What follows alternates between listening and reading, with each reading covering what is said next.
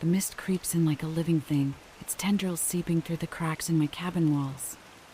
It's the first sign of the night, a harbinger of the terror that stalks our town. Outside, the wind howls, a forlorn wail that echoes the cries of the lost. They say the mist is a curse, a punishment for sins long forgotten. It brings with it a silence so heavy it feels like a shroud. The townsfolk huddle in their homes, barricading their doors, praying for dawn. But even in the light, the mist lingers, a ghostly reminder of the darkness that never truly leaves. Some say it's the spirits of the forest, angered by our presence. Others whisper of a cursed artifact, hidden deep within the trees, that draws the mist like a moth to a flame. My grandmother told tales of it around the hearth, her eyes wide with fear. An object of incredible power, she said, that could bend nature to its will. But it's not the stories that keep me awake at night, it's the silence. A silence so profound it feels like the world itself is holding its breath. And then, just as I'm about to scream in frustration, a whisper cuts through the stillness. A voice, faint and pleading, carried on the mist's icy breath. Help me. My heart pounds like a drum against my ribs. It's not the first time I've heard them. The lost ones. Those who ventured into the forest and never returned. Their voices are a haunting chorus, growing louder as the mist thickens. But tonight, there's something different. A new voice, closer than the rest. A voice that knows my name. Emma! My blood turns cold. It's my sister's voice, or at least, what's left of it. She went missing a week ago, drawn into the forest by a melody only she could hear. The townsfolk shrugged it off as another lost wanderer, said it was the mist that took her. But I know better. The mist doesn't take people, it leaves them. Trapped in the forest, forever lost in the silence. As I stare into the swirling gray, a shape takes form. A pale face, twisted with fear, mouth open in a silent scream.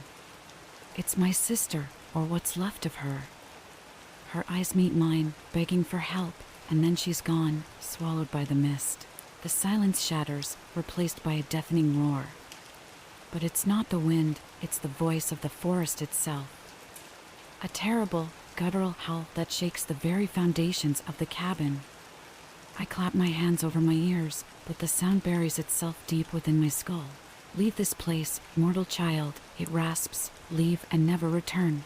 But I can't leave. Not now, not when I know the truth.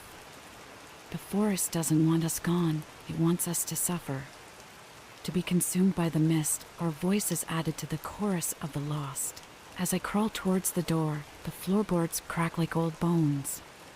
The forest knows I'm coming, it's mocking me. But I won't be cowed. Not by a mist, not by a forest, not by a curse as old as time itself. The door creaks open, and the mist swallows me whole. It's a living thing, cold and clinging, wrapping itself around me like a shroud. I fight for every step, each breath a struggle against the oppressive silence. But I press on, guided by the echo of my sister's voice. It leads me deeper into the forest, past twisted trees that groan like dying animals. The mist grows thicker, a wall of gray that obscures everything beyond a few feet. And then, just as I'm about to collapse, the mist thins. I stumble out into a clearing, a circle of bare earth surrounded by ancient stones. In the center, bathed in the pale glow of the moon, is an object. An artifact, just as the stories described. It's a crown, wrought from yew and strung with human teeth. It radiates a malevolent light, a pulsating aura that makes my stomach churn.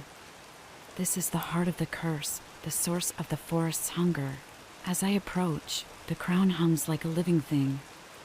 It wants me to take it, to feel its power coursing through my veins. But I know better. Power like this only ever comes with a price. Instead, I reach for the hiking axe at my side. The one my sister gave me for my birthday, the one I swore I'd never leave home without.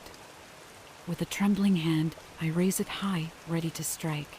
The forest shrieks in protest, a cacophony of howls and wails that threatens to shatter my resolve. But I hold firm, my eyes locked on the crown. I do this for my sister, for the lost ones, for all of us. The axe descends, and the world explodes into light.